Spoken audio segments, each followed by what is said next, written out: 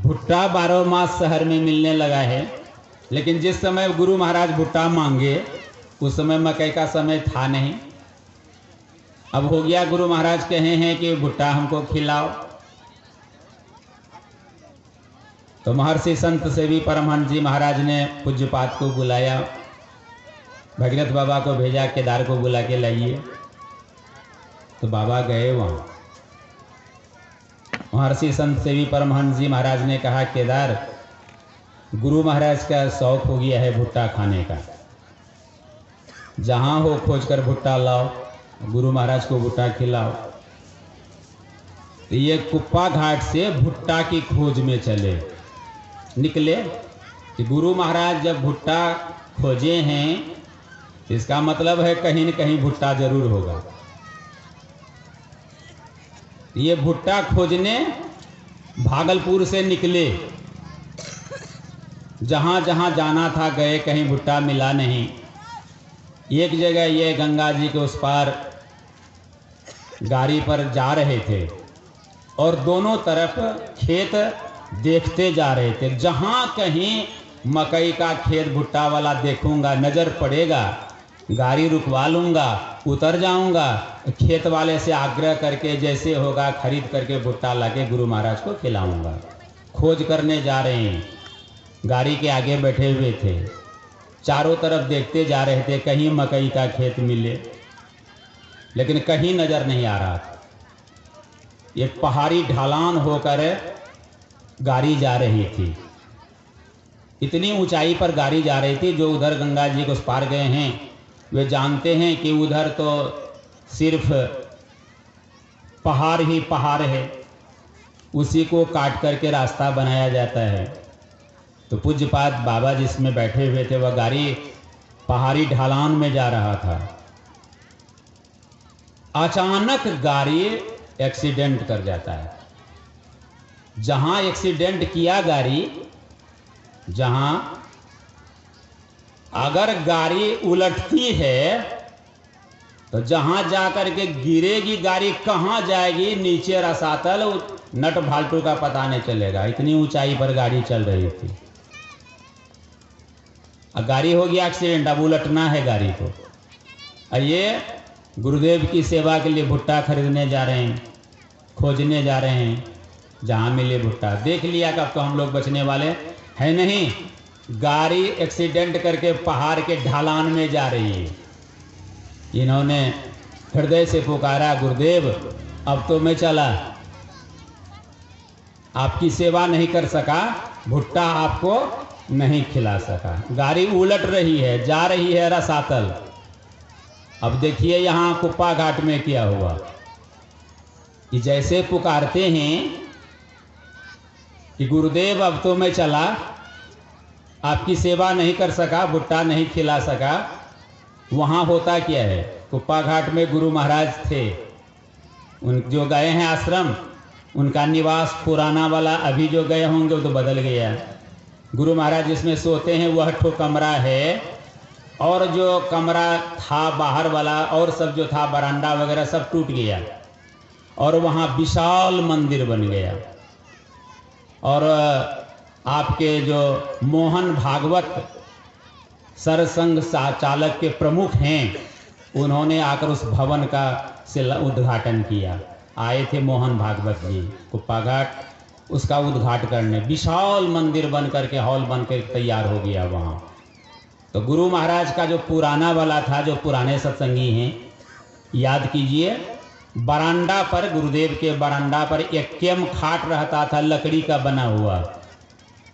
तो गुरु महाराज दिन का भोजन करके प्रायः वही बाहर में हम लोग केम खाट बिछा देते थे, लगा देते थे केम खाट, उसी पर गुरुदेव का बिछावन लगा देते थे और गुरु महाराज उसी पर लेटते थे।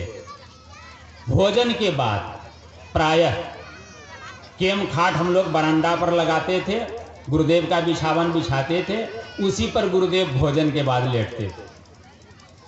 यहाँ और लाठी गुरु महाराज कभी छोड़ते नहीं थे, हरदम अपने पास लाठी रखते थे।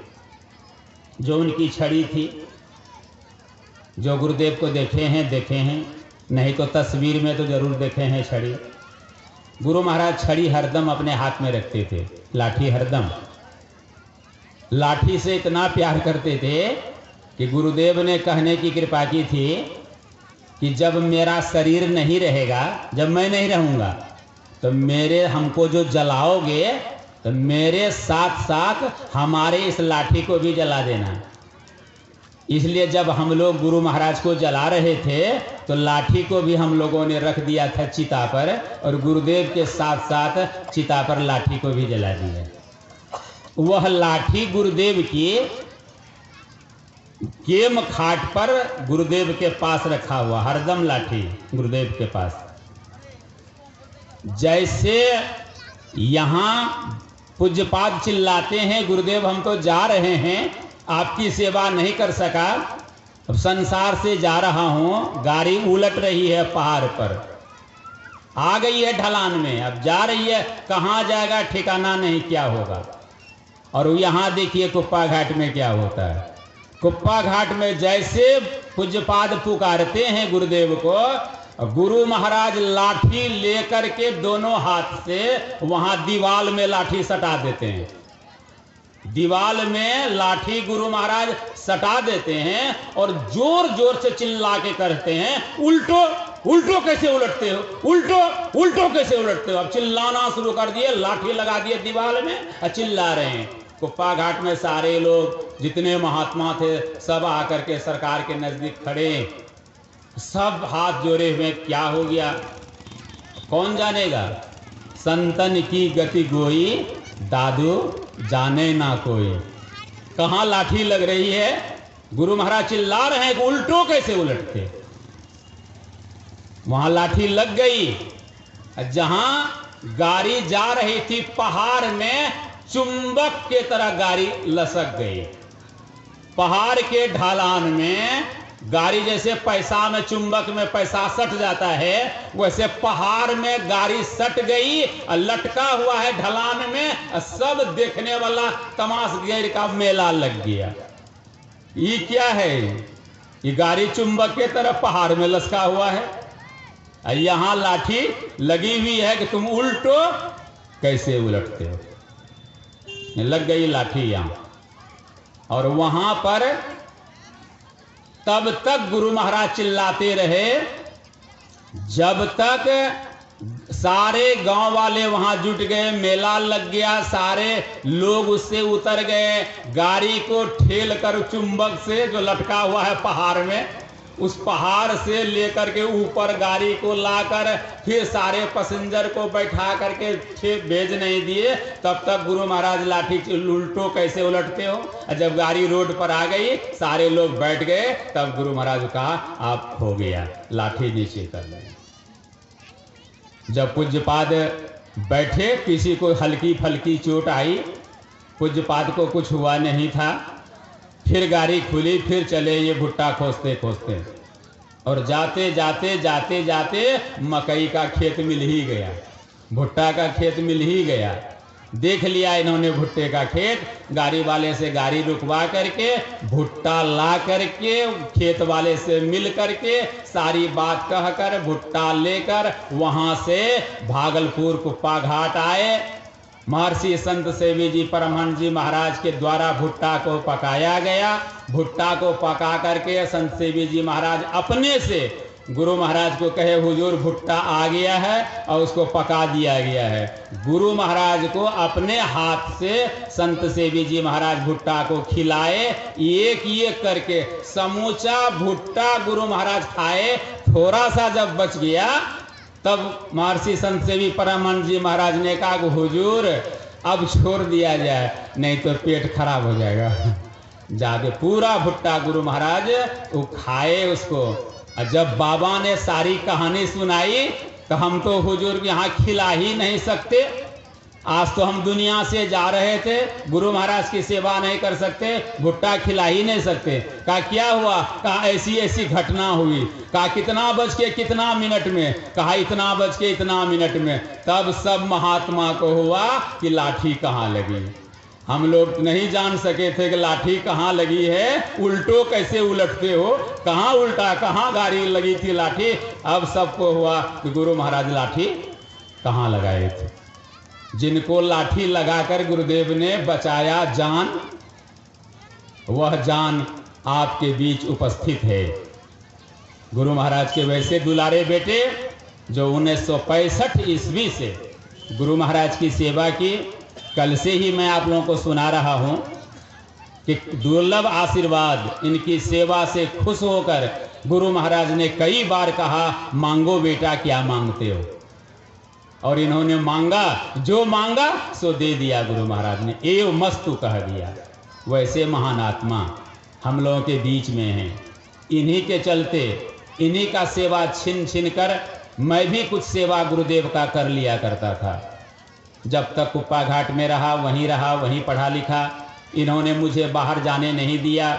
मेरी नौकरी हो गई, नौकरी में भी जाने नहीं दिया कि गुरु महाराज का जब तक शरीर है तब तक सेवा कर लो, नौकरी तो जीवन भर करते रहोगे, लेकिन यह मिलने वाला जीवन में 7 जन्म में नहीं होगा। इसलिए जब तक है गुरुदेव तब तक गुरुदेव की सेवा कर लो। रहा गुरुदेव के श्री चरणों में, इन्हीं का सेवा छिन छिन कर कुछ गुरु महाराज की सेवा कर लिया करता था। ये पंखा गुरु महाराज को झेल रहे हैं, इनके हाथ से पंखा लेकर मैं झेलना शुरू कर देता था। लाइन चलता, पंखा चलते रहता था बराबर। यहाँ लोग मनाते हैं कि लाइन रहे, अब मैं मनाता था कि लाइन चला जाए, वही बढ़िया।